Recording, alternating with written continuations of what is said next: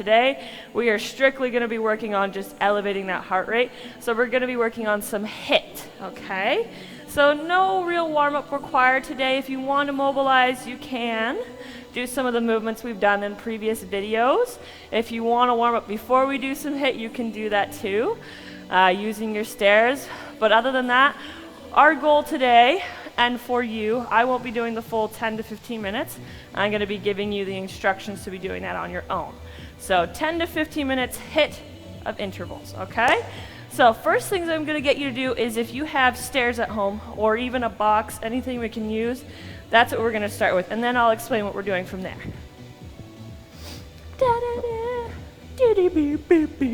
Okay, here's my stair. Okay, so my goal for you, if you have worked on any type of HIIT before or intervals, anything that's a little bit more high intense, I say go for any one of these levels that I'll be giving you today. If you are new to it, my instruction to you is maybe start with 10 minutes. So our goal is you're going to be going for a full minute on.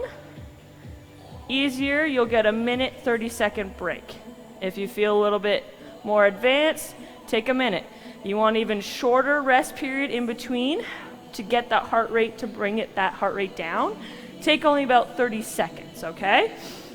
First thing I'm going to show you is just a basic step up, okay? The goal for your minute, where you're trying to elevate your heart rate, you're trying to gas yourself out, we're going to do just a step up. So you can do just a basic step up, start pretty easy there, or you can do a little bit quicker. We want to bring that up even more. 2-foot hop on, okay? If you were doing this at home on stairs, watch in front of you, right? We want to make sure your feet are coming up and onto that step. We don't want to cut ourselves short and trip on those toes, right? Our goal with our HIIT is to incorporate as many muscle groups as we can. We want to make sure our heart is really working, right? So if we get bigger muscle groups involved, your heart has to work a little bit harder to pump blood, right? We want all of those muscle groups working. So this is a basic one. You can use your box jumps, step ups. We want to bring it up a little bit more. Grab your chair, okay? I have a chair. My sturdy chair. Okay, so this is a lot higher. You can do your step-ups on here. Again, it's going to take a lot more work for you. Your goal is you have 1 minute to exert yourself in that minute. So you can do just your step-ups. Your duration, what I'm giving you, is 10 minutes to start, depending on what rest period you want in between.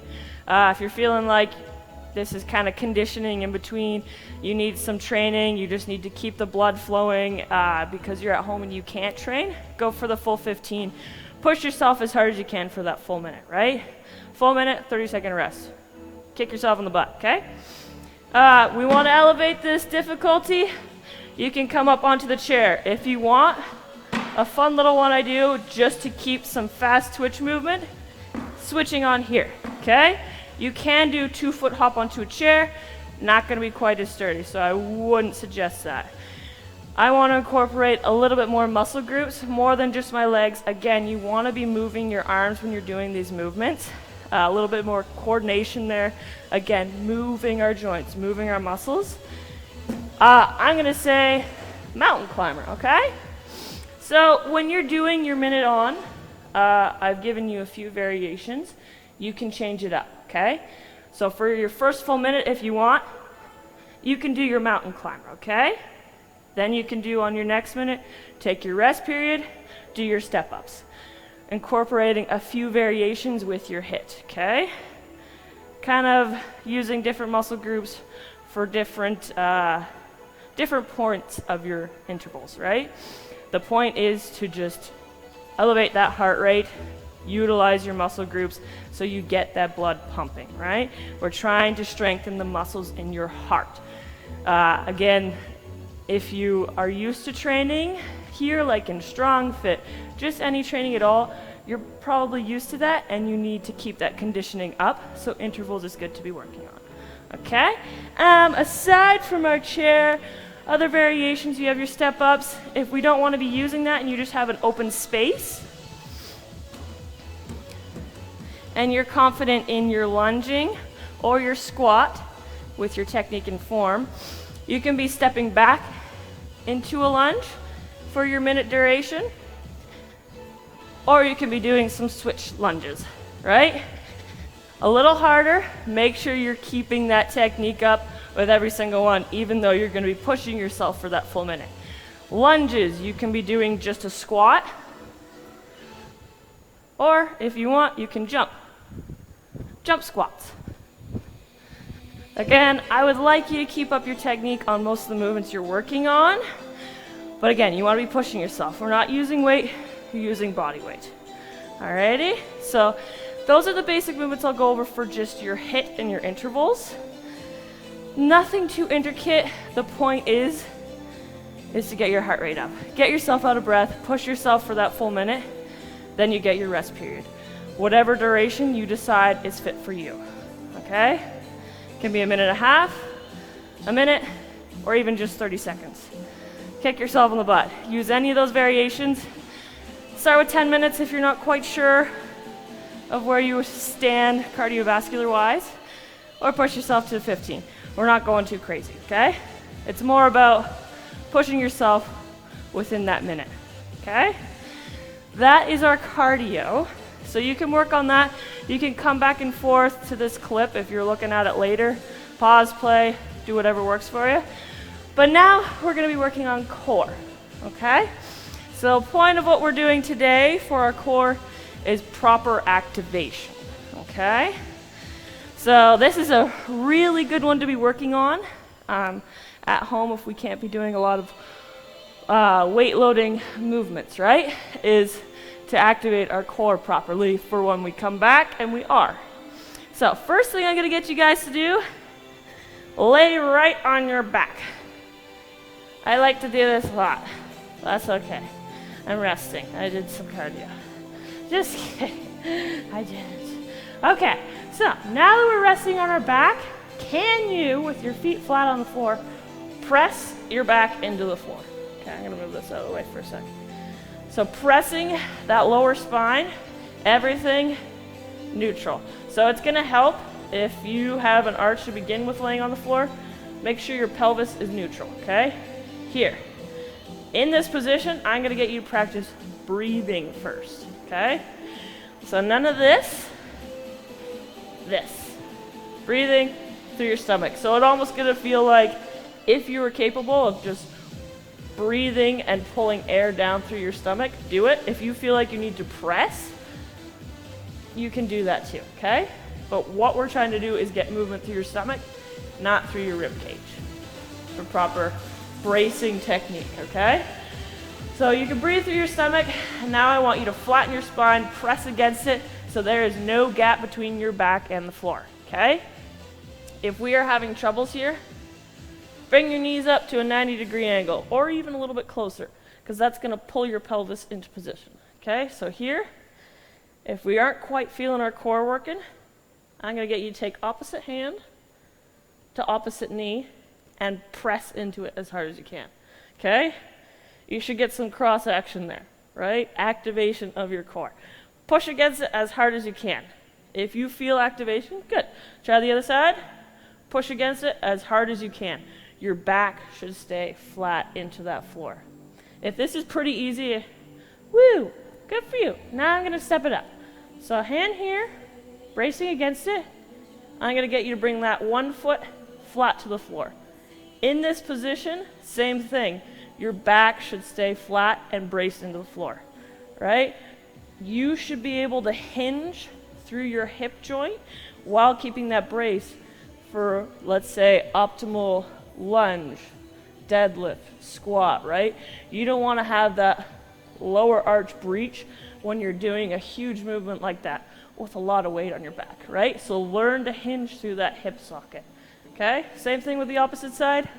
Bracing, brace, hinge through the hip, right?